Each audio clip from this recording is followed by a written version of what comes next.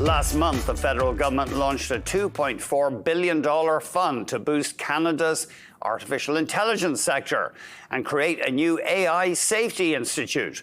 But when individual companies such as Microsoft and Meta are spending many times that much, is Canada's investment anything more than just a drop in the bucket? Our guest says we can still win in the AI space, but to do so, Canada has to shift its focus so that its dollars go further. We're joined by Bruce Croxon, co-founder of Round 13 Capital. It's great to see you. Good to see you, too. Because this is a worry out there. I see there was an op-ed in the Globe by two profs at Waterloo, including the head of the Cheriton School of Computer Science, an AI expert, saying that this money is going to hardware in Canada, or most of it is, and that it's a mug's game trying to compete with the likes of Meta and the U.S. government here. Yeah, I thought it was a very well-written and thoughtful article, and I think they nailed it. So kudos to the Globe on that. It's not that $2.4 billion is a drop in the bucket. It's a good chunk of money, and will be well welcomed in the AI race. To assign that $2.4 billion to the same bucket that Meta and Microsoft and Amazon are all spending billions already on, and in fact, I think 2 days after the announcement of 2.4, we heard from Google that Meta, that their Llama system has just been upgraded and released, and it's got $30 billion worth of computing power behind it, right? So where are you going to battle, right? Does that make sense? Or, how about this? We have had a very active and vibrant venture capital and private equity community here in Canada for the past 15 years. Government's done, I think, an admirable job of backing those sectors. And we've got a lot of small to mid-sized companies that are making their way that should be using AI to boost their own performance, efficiency, knowledge, and know-how. And unfortunately, as we sit here today, latest survey by the Canadian Chamber of Commerce, I believe it was them that did the survey, don't quote me on that, but 73% of businesses in Canada have no plans to use AI or leverage AI or make use of this wonderful new technology.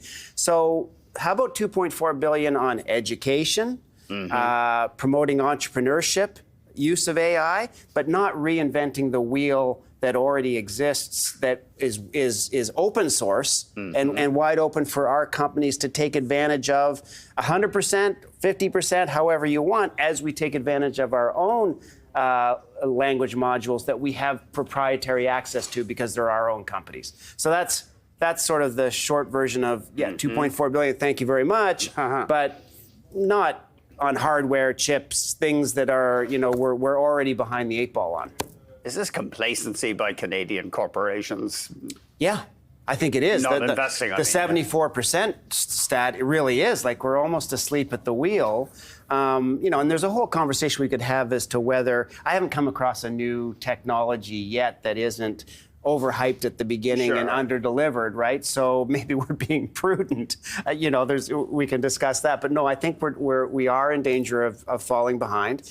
Having said that, a lot of the brains and intellectual capital have come out of this country to drive what progress AI has, achieved so far. So we're right there, right? We're right there if we wake up, take advantage of what we have in our own backyard. And I just think, the government, well-meaning as it may be, is just a little bit behind, right, in terms of thinking it through. And, listen, it's a new technology. It's not a simple technology. It's moving very quickly. So I'm not assigning blame here, and I'm not passing judgment, but we do need to refocus on the things that are going to make us win. Yeah, I suppose governments love cutting ribbons and saying we're spending all this money. I'm not sure they know what they're doing when it comes to the 2.4 allocation of this particular bucket. Having said that, as we're talking here, maybe they're huddling and realizing that, with all the recent announcements from the big tech companies in the States, that is not a good, use of the 2.4. So hope springs eternal there. I know this is a whole other debate, but this question of forcing pension funds or encouraging them to invest more of their money in this country. Is that part of it? Should we be looking to our pension funds to support AI directly? You know, it's a great question. Pension funds, by their nature, I think, are in the business of making sure their constituents get looked after when they retire, right? So it's incumbent on them to back the funds or direct investments that are going to return the best percentage for their funds. So any mandates to have to force it on Canada, I think, is very short-sighted and is not free enterprise in my view. So no, I do not think the solution is there. How about this? We get so good at leveraging the investments we've already made. We get so good at applying AI to what we've already done.